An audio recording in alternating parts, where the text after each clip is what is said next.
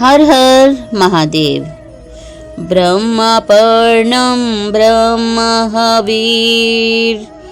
ब्रह्माग्नो ब्रह्मणाहुतं ब्रह्माग्नो ब्रह्मणाहुतं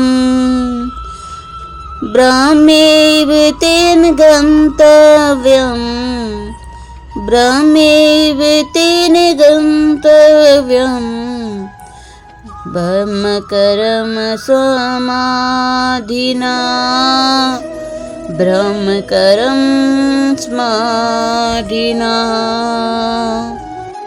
यहाँ भगवान श्री कृष्ण अर्जुन से कहते हैं, हे अर्जुन, यज्ञ में अर्पण भी ब्रह्मा है, हवन किए जाने योग्य द्रव्य भी ब्रह्मा है।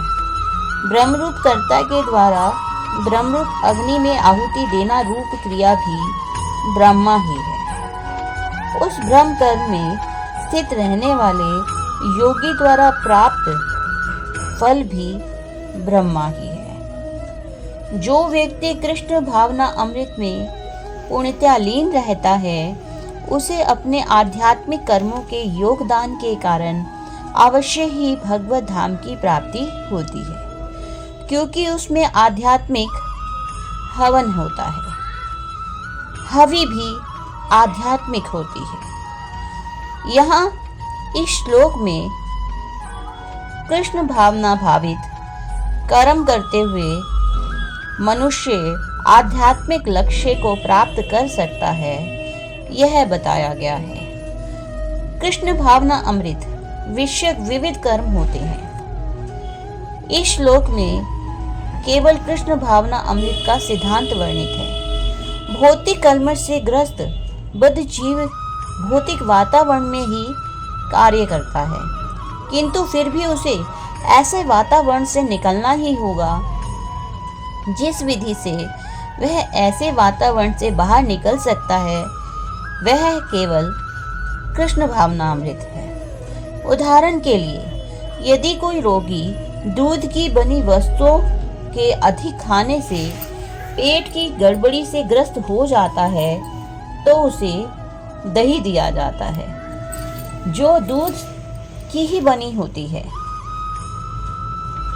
भौतिकता में ग्रस्त बद्ध जीव का उपचार कृष्ण भावना अमृत के द्वारा ही किया जा सकता है, जो यहाँ गीता में बताया गया है।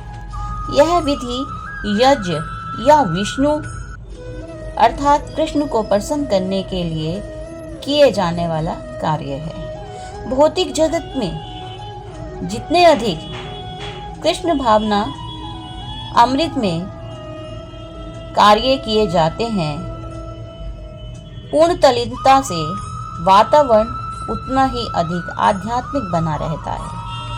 ब्रह्म शब्द का अर्थ आध्यात्मिक है। भगवान आध्यात्मिक है और उनके दिव्य शरीर की किरणें ब्रह्म ज्योति कहलाती हैं।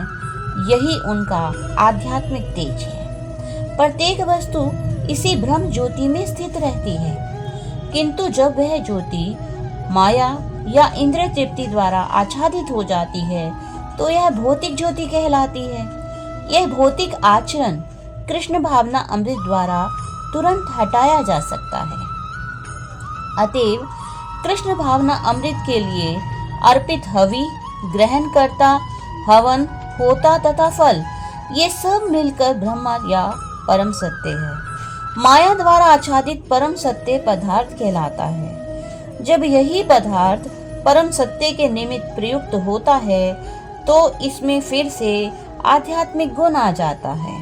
कृष्ण भावना अमृत मोहजनित चेतना को ब्रह्म या परमेश्वर उन्मुख करने की विधि है। जब मन कृष्ण भावना अमृत में पूरी तरह लग जाता है, तो उसे समाधि कहते हैं। ऐसी दिव्य चेतना में संपन्न कोई भी कार्य यज्ञ ही कहलाता है। जी हाँ, कृष्ण भावना अमृत में रहकर किया गया कोई भी कार्य यज्ञ ही है। आध्यात्मिक चेतना की ऐसी स्थिति में होता, हवन, अग्नि, यज्ञ करता तथा अंतिम फल, यह सब पर ब्रह्म के एकाकार ही होते हैं।